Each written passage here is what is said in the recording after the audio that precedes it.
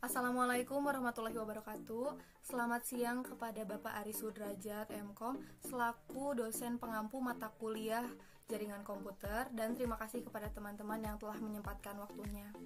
Kami dari kelompok 6 akan mempresentasikan mengenai arsitektur jaringan komputer. Saya tidak sendiri dengan rekan saya, yaitu Cahya Julianti, Desi Siva Fitria, Sophia Nurhafsah Kusnadi, Yunitaryani Hidayat, Aspia Huwaida, saya sendiri, dan Novita Kodaria.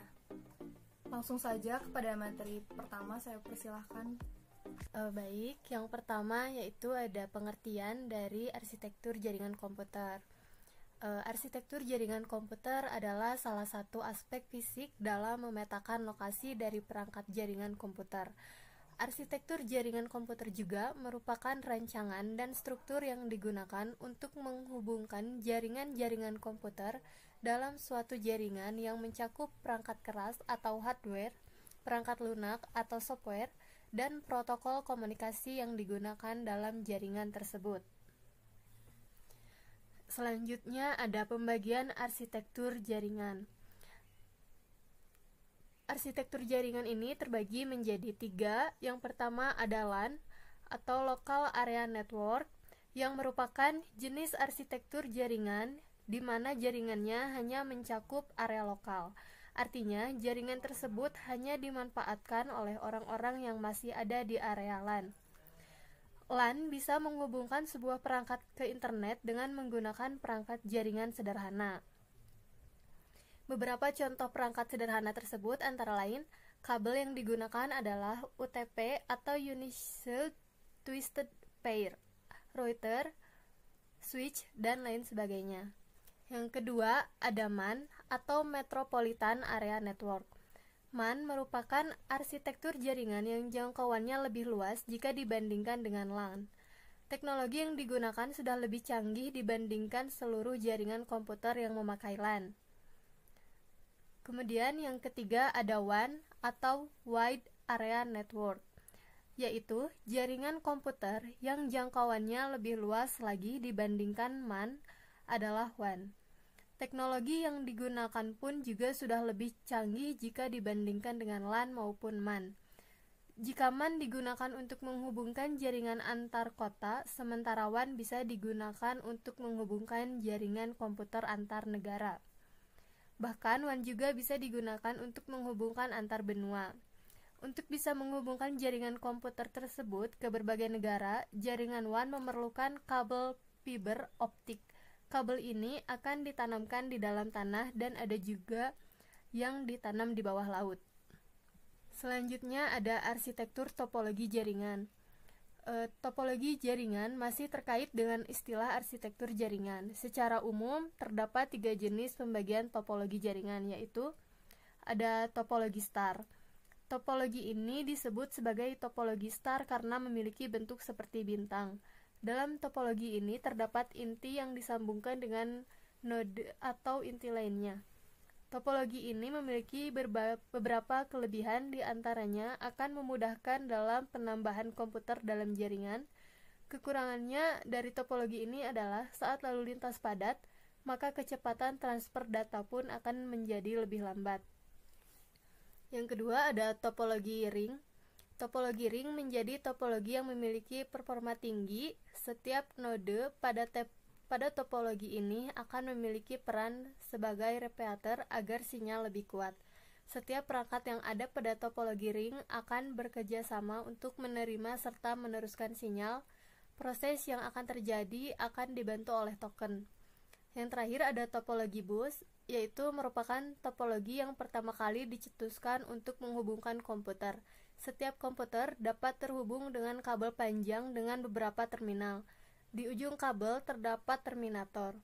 Saat ini, topologi bus jaringan digunakan karena memiliki potensi tabrakan data dan kecepatan transfer yang terbilang lambat.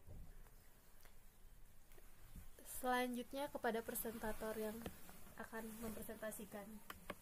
Baik, untuk materi selanjutnya yaitu ada arsitektur terminologi jaringan. Terdapat beberapa hal yang termasuk pada arsitektur terminologi jaringan, diantaranya adalah sebagai berikut. Yang pertama ada CAN, yaitu Campus Area Network, merupakan jaringan yang menghubungkan gedung atau bangunan pada komplek tertentu. Intranet merupakan jaringan yang dapat diakses oleh pengguna sah atau diizinkan di suatu tempat tertentu. Intranet adalah jaringan informasi yang meliputi ruang lingkup sempit, bahkan dapat dikatakan private apabila dibandingkan dengan internet. Selanjutnya ada MAN, Metropolitan Area Network, merupakan jaringan yang digunakan untuk menghubungkan perangkat pada sebuah kota. Kemudian ada SAN, Storage Area Network, merupakan jaringan yang digunakan untuk menghubungkan perangkat yang saling berkaitan seperti sistem tab dan RAID penyimpan file server. Kemudian ada VLAN, Virtual Local Area Network, merupakan jaringan yang memungkinkan komputer terhubung pada jaringan yang sama walaupun secara fisik terpisah. Selanjutnya ada client server, yaitu merupakan jaringan yang memberikan layanan dengan sistem memberi dan menerima. Dan yang terakhir yaitu ada peer-to-peer, merupakan jaringan yang memungkinkan semua komputer berlaku sama, tidak menggunakan sistem client dan server. Kemudian ada pengertian protokol jaringan komputer. Protokol adalah sebuah aturan atau standar yang mengatur atau mengizinkan terjadinya hubungan, komunikasi dan perpindahan data antara dua atau lebih titik komputer. Protokol dapat diterapkan pada perangkat keras, perangkat lunak, atau kombinasi dari keduanya. Pada tingkatan yang terendah, protokol mendefinisikan koneksi perangkat keras. Protokol digunakan untuk menentukan jenis layanan yang akan dilakukan pada internet. Kemudian ada pengertian TCP atau IP model.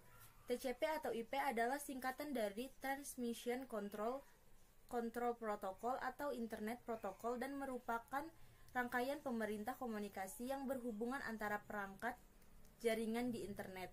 Juga dapat digunakan untuk sebagai perintah komunikasi dalam jaringan komputer pribadi, yaitu intranet atau extranet. Selanjutnya, pengertian TCP atau IP model. TCP atau IP model dirancang dengan dikembangkan oleh Departemen Pertahanan Amerika Serikat pada tahun 1960-an dan berdasarkan pada protokol standar. Model TCP/IP adalah versi ringkas dari model OSI. Model ini berisi 4 lapisan, tidak seperti OSI model yang memiliki 7 lapisan. Adapun 4 lapisan yang ada pada TCP/IP adalah application layer, transport layer, network layer, dan physical layer. TCP/IP menentukan cara data dipertukarkan melalui internet dengan menyediakan komunikasi ujung ke ujung yang mengidentifikasi bagaimana data harus dipecah menjadi paket-paket, dialamatkan, ditransmisikan, diarahkan, dan diterima di tempat tujuan. TCP/IP memerlukan sedikit manajemen pusat dan dirancang untuk membuat jaringan dapat diandalkan dengan kemampuan untuk memulihkan secara otomatis dari kegagalan perangkat di jaringan. Saya persilahkan kepada presentator selanjutnya. Baik, selanjutnya dua protokol utama, TCP dan IP. Dalam model ini melayani fungsi tertentu. TCP atau Transmission Control Protocol. TCP mendefinisikan bagaimana aplikasi dapat membuat saluran komunikasi di seluruh jaringan. Selain itu, juga mengatur bagaimana sebuah pesan dirakit menjadi paket-paket yang lebih kecil sebelum kemudian dikirim melalui internet dan disusun kembali dalam urutan yang benar di alamat tujuan. Selanjutnya ada IP atau Internet Protocol. IP mendefinisikan cara menangani dan merutekan setiap paket untuk memastikan paket tersebut mencapai tujuan yang benar. Setiap komputer gateway di jaringan memeriksa alamat IP ini untuk menentukan kemana harus meneruskan pesan. Selanjutnya ada lapisan-lapisan pada TCP atau IP model. TCP atau IP model terdiri atas 4 lapisan, yakni yang pertama, application layer. Application layer adalah lapisan paling atas dalam TCP atau IP model. Lapisan application ini bertanggung jawab untuk komunikasi node to node dan mengontrol spesifikasi antarmuka pengguna. Beberapa protokol yang ada pada lapisan ini adalah HTTP, HTTPS, FTP, TFT, dan masih banyak lagi. Application layer memungkinkan pengguna untuk berinteraksi dengan aplikasi. Ketika satu protokol application layer ingin berkomunikasi dengan application layer lain, ia meneruskan datanya ke transport layer. Lalu yang kedua, transport layer. Transport layer bertanggung jawab untuk memelihara komunikasi ujung ke ujung di seluruh jaringan. TCP menangani komunikasi antara host dan menyediakan kontrol aliran, multiplexing, dan kehandalan. Dua protokol utama yang ada di lapisan ini adalah Transmission Control Protocol dan User Datagram Protocol. Lalu yang ketiga, Network Layer. Network Layer biasa juga disebut sebagai Internet Layer. Lapisan ini juga menangani paket dan menghubungkan jaringan independen untuk mengangkut paket melintasi batas jaringan. Protokol yang ada di network layer adalah IP dan Internet Control Message Protocol. Lalu yang keempat, Physical Layer. Physical Layer sering disebut juga sebagai Network Interface Layer atau Data Link Layer. Lapisan ini merupakan lapisan terbawah dari TCP atau IP model dan bertugas mencari pengalamatan perangkat keras dan protokol yang memungkinkan transmisi fisik data. Physical layer terdiri dari protokol yang beroperasi hanya pada link, yakni sebuah komponen jaringan yang menghubungkan node atau host dalam jaringan. Protokol di lapisan ini diantaranya Ethernet untuk jaringan area lokal dan ARP atau Address Resolution Protocol. ARP adalah protokol yang bertanggung jawab menemukan alamat perangkat keras suatu host dari alamat IP yang diketahui. Selanjutnya akan dibacakan oleh teman saya. Untuk selanjutnya, yaitu ada cara kerja jaringan pada TCP atau IP model. TCP atau IP menggunakan model komunikasi client-server, di mana pengguna atau mesin, yaitu klien, diberikan layanan, seperti mengirim halaman web, oleh komputer lain atau server dalam jaringan. Secara kolektif, rangkaian protokol TCP atau IP diklasifikasikan sebagai stateless, yang berarti setiap permintaan klien dianggap baru karena tidak terkait dengan permintaan sebelumnya. Stateless membebaskan jalur jaringan sehingga dapat digunakan terus-menerus. Selanjutnya ada kelebihan TCP atau IP model. Yang pertama, yaitu membantu membangun koneksi antara berbagai jenis komputer. Yang kedua, bekerja secara independen dari OS. Yang ketiga, mendukung banyak routing protokol. Yang keempat, menggunakan arsitektur client server yang sangat terukur. Yang kelima, dapat mengoperasikannya secara mandiri.